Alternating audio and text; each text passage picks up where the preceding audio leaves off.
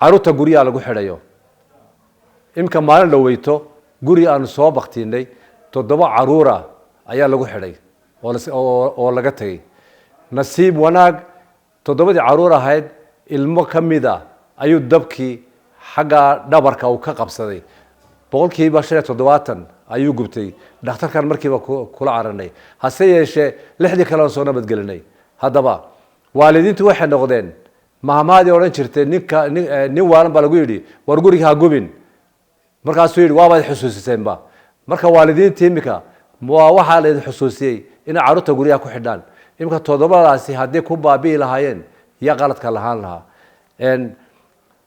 annaguna kolba marka loo yeero maarimeena dabka baqtiintiisuna 6 talaabo ayuu leeyahay 6 waqti buu leeyahay labada ugu muhiimsan waxa weeyaan imika guriga caruurta ku xidhnaayeen goorma la arkaya late detection baa aragtida ay daahaysa laana gurigi mar haduu qufulan yahay dusha ka xidhan yahay de lama oga waxa gudaha ka dhacaya dabka ka kaca marka gudaha maqsinka gudihiisa la garan maayo qofka dibadda jooga waxba ka garan maayo dabkaasi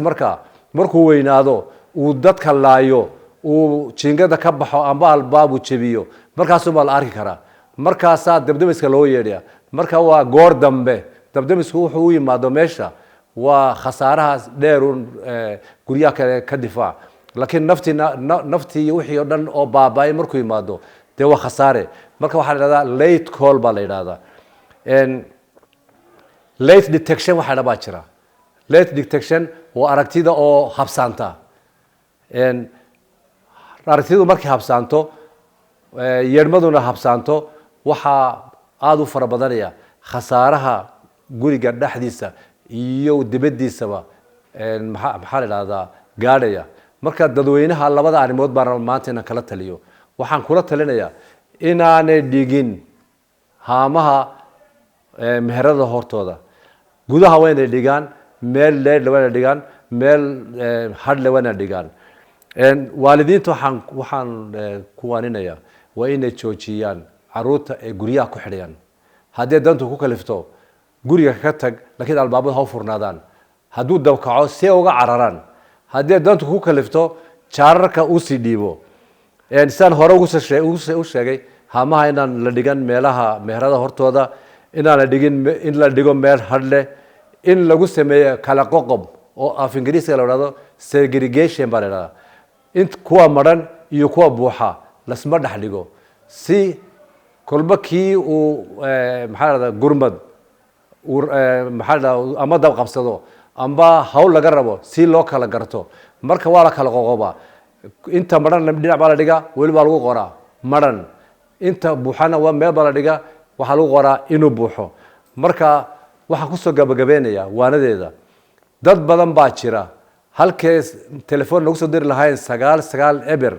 gurmadkooda sheegan lahayn ay inta gawaari soo kaxistaan ay rubuc saac nus saac kadib soo gaarayaan xeradii dabkuna kuma sugeeday dad baa jira orod ku yimaada oo meel fog inta ka soo yaacaan orod ku yimaada iyagoo telefoonadii haysta marka dadweynaha waxa kula talinaya orodkana iska daayaan baabuurtana ku imanayaan iska daayaan oo saxmadaasaaba saacadiiba qaadanaya telefoonka 9 eber ha soo diraan numberkaaba waanu soo gaarina marka labada arimood baan maanta ku soo gabagabeeyo dadweynaha waxa kula talinaya inay dhigooda furaan khatar baa ku jira caruurta guriyaha lagu xidhayo iyo haamaha la hordhigayo meheradaha guriyaha iyo meelaha banaan ee qoraxda waliba uu heer kulkiisana uu qabanayo marka saasan waad ku soo gabagabeynaya assalaamu calaykum waraxmatullaahi wabarakaatuh